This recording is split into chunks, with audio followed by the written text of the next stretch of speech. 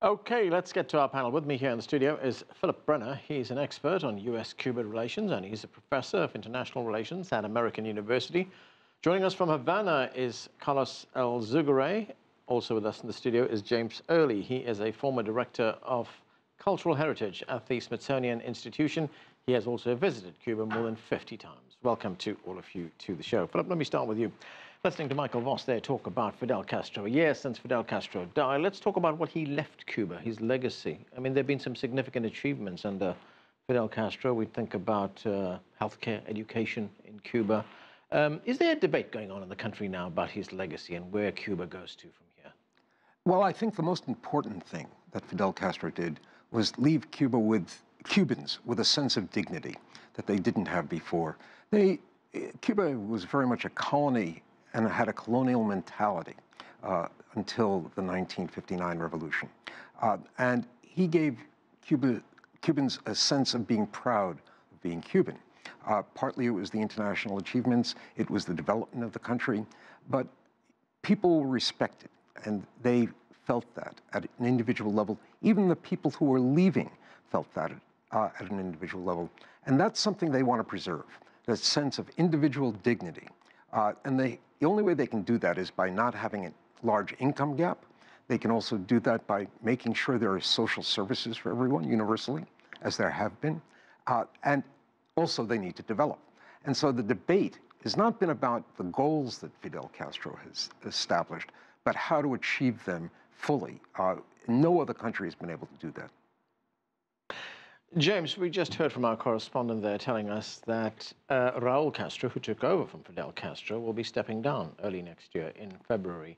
But he remains the chief of the Cuban Communist Party. So in that respect, is that an indication that it'll be a very smooth transition? Don't expect too many major changes. I think certainly it will be and has been a smooth transition over the decade that he has been head of governance.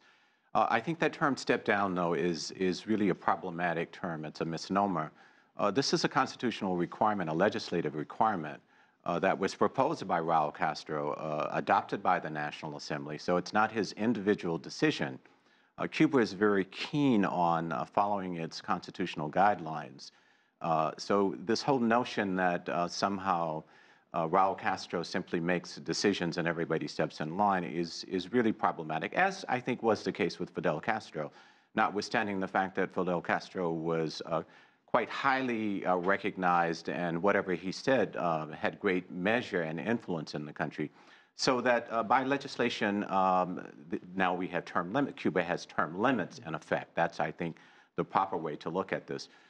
It is assumed that he will remain as head of the Communist Party, but that too remains to be seen. It is not yet 2018, and I don't know what his individual interests will be, but that will be determined in accord with their protocols. And I too assume that he will continue to head the Communist Party, but I think we should not determine that to be so until they actually legislate it. If I could note that he will continue. Right now he has three positions. He's the head of state as president, he is commander-in-chief of the armed forces, and he's the first secretary of the Communist Party.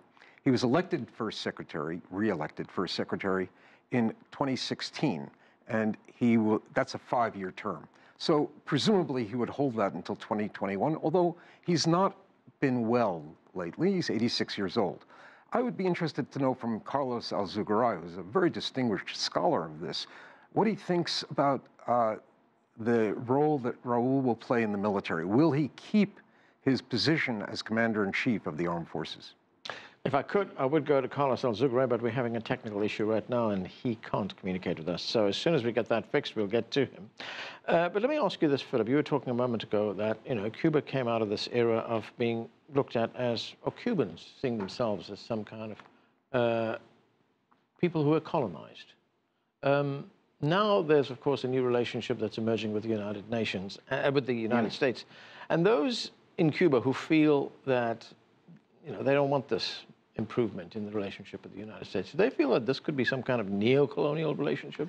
That's part of their concern. I did a paper published a paper last year that talked about the spoilers of the improved relations. And my initial assumption was that the spoilers were people who had self-serving interests, that they had figured out a way to make a good life for themselves under the current circumstances and didn't want change. But what it turns out, after doing research in Cuba on this, is that the spoilers were several different kinds of people. Some were self-serving, but they were people who genuinely feared that getting too close to the United States would be a security risk, would reduce the opportunities for Cuba to maintain its socialism, and those were sincere beliefs. And if anything, what the Trump administration has done is given succor, life, to the hardliners who didn't want change, showing that you can't trust the United States. Well, I think, though, we should note that Cuba's official line has always been unchanging, that they wanted to operate within the standard protocols established by nations and to carry on their ideological and political differences in the context of those protocols, not with the United States being a renegade standing outside of those protocols. And the verification of the United States as a renegade is indicated in that all of the countries of Latin America and the Caribbean, through the Community of Latin American and Caribbean Nations, said to the Obama administration, you cannot continue to do normal business in the region with us unless Cuba is admitted into the protocols unless your relationship is updated to engage Cuba within the protocols of nations. They did not ask for a cessation of ideological and political differences with Cuba, but they said you must operate within the family of nations. That's always been the official line of Cuba.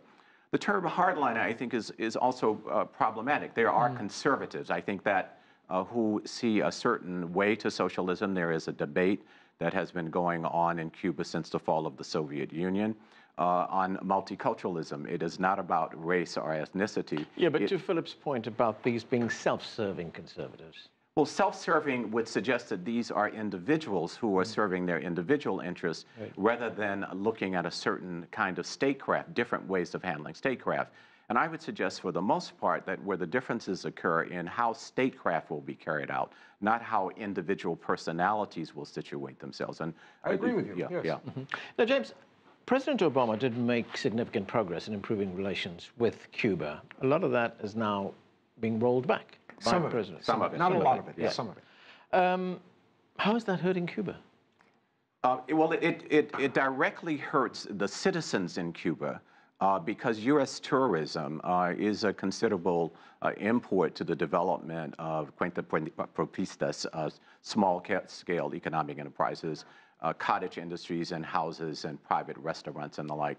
So the cessation or the cut down, it won't be the secession, but it will be cutting back on individual travel to Cuba will have an impact. It will also have an impact in corporate America, particularly in the agricultural states, many of which are Republican states, that want to do business with Cuba. Cuba would rather import its food from the United States 90 miles away.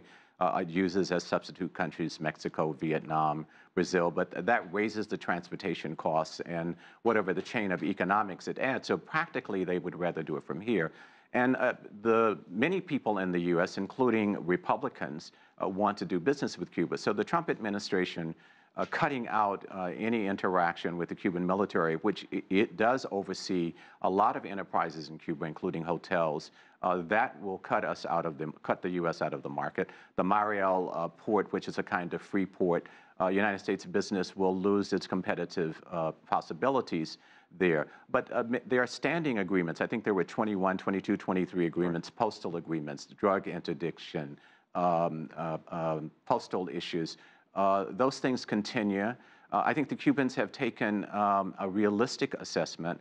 Josefina Vidal, who was heading is the interlocutor between the Cuban State Department and the U.S. State Department, is now the ambassador to Canada, and her deputy is now the ambassador to Spain, although she maintains that portfolio. Okay. But for me, that was an indication that once the Trump administration put forth its hard line, its hard ideological line, mostly, then they decided we can wait. The Cubans have a long history of being able to be patient and to wait out its opposition, and I think they will do it in this instance. Philip, so those practical considerations, doing business with the United States, will temper Donald Trump's efforts to roll back the improvements that have been made. Right. Basically, he's rolled back the ability of individuals to travel by themselves to Cuba. The prohibition of buying from certain stores that are owned by the military, there's no way that he's going to be able to regulate that and monitor that. Right. So that's really a canard. What we'll cut back is some individual travel, and there were about 200,000 Americans who traveled as person to person, but really tourists, apart from Cuban Americans who traveled, and they'll still be able to travel. People can still travel with licensed providers. It's going to be more expensive, so there'll be fewer of them. But even if all those 200,000, it's just a drop in the bucket. Cuba had 4.7 million tourists this year. Right. So it won't have a tremendous impact. It will have some impact. Okay, we are going to have to take a break right now. Much more on Cuba, 1 year after the death of Fidel Castro. When we come back, stay with us. You're watching The Heat.